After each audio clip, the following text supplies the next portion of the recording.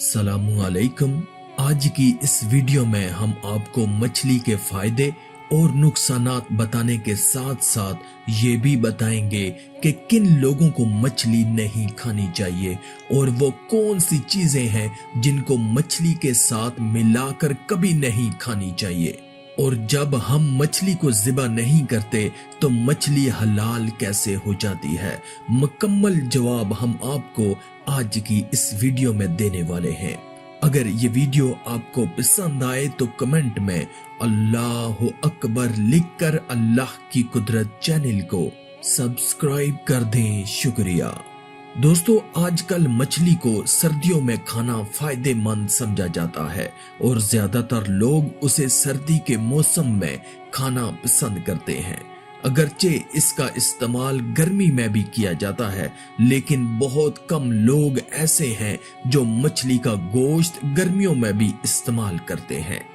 सबसे पहले हम बात करते हैं कि मछली को ज़िबा नहीं करते तो मछली हलाल कैसे है। इस सवाल का जवाब साइंस से इस तरह मिलता है कि जानवर के जिस्म में जो खून होता है ये बैक्टीरिया और बाकी जरासीमों की रहाइश गाह है। जब हम जानवरों को ज़िबा करते हैं तो दिल और दिमाग का रास्ता टूटता नहीं, दिल जिंदा रहता है और जिस्म का सारा खून ज़िबा की हुई शरियानों से बाहर निकल जाता है। इस तरह गोश्त हलाल और पाक व साफ हो जाता है। अगर ज़िबा ना करें जानवर को, झटके से काटा जाए तो दिल भी इसी तरह मुर्दा हो जाता है और जानवर के जिस्म का सारा खून गोश्त में जज़ब हो जाता है। वो गोश्त फिर खाने के काबिल नहीं रहता और ना ही हलाल होता है। इसलिए हम ज़िबा शुदा जानवर का गोश्त खाते हैं।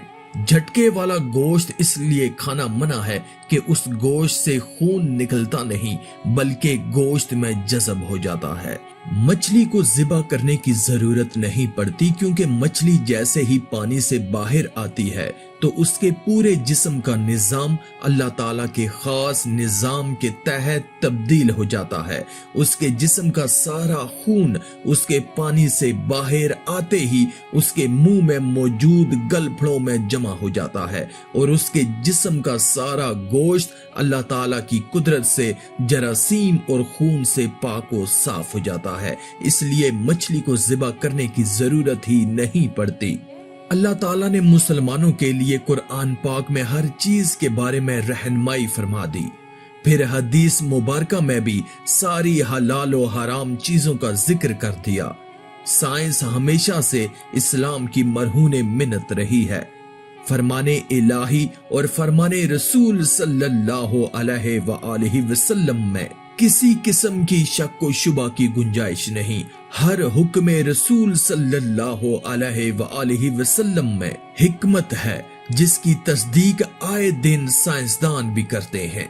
याद रहे कि हमारे यहाँ बहुत तरह की मछलियां पाई जाती हैं और मछली दुनिया भर में बहुत सारे लोगों की पसंदीदा ग़िज़ा है।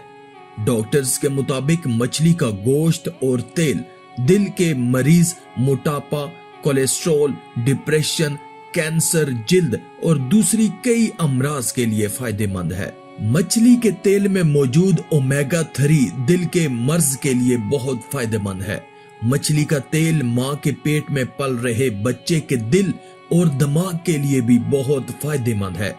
डॉक्टर्स का कहना है कि समुद्री मछली इंसान के जिस्म के लिए बहुत ज्यादा फायदेमंद है, मगर दरिया और ताजा पानी की नहरों की मछलियां भी बहुत उम्दा होती हैं क्योंकि ये मछलियां बदन को तंदुरुस्ती अता करती हैं। मछली का सबसे अच्छा हिस्सा वो होता है जो मछली की पूंछ यानी दुम के करीब होता है। डॉक्टर्स ने इसके अलावा मछली के और भी बहुत से फायदे बयान किए हैं। डॉक्टर्स के मुताबिक मछली दिमाग और यादाश्त के लिए बेहद फायदेमंद है।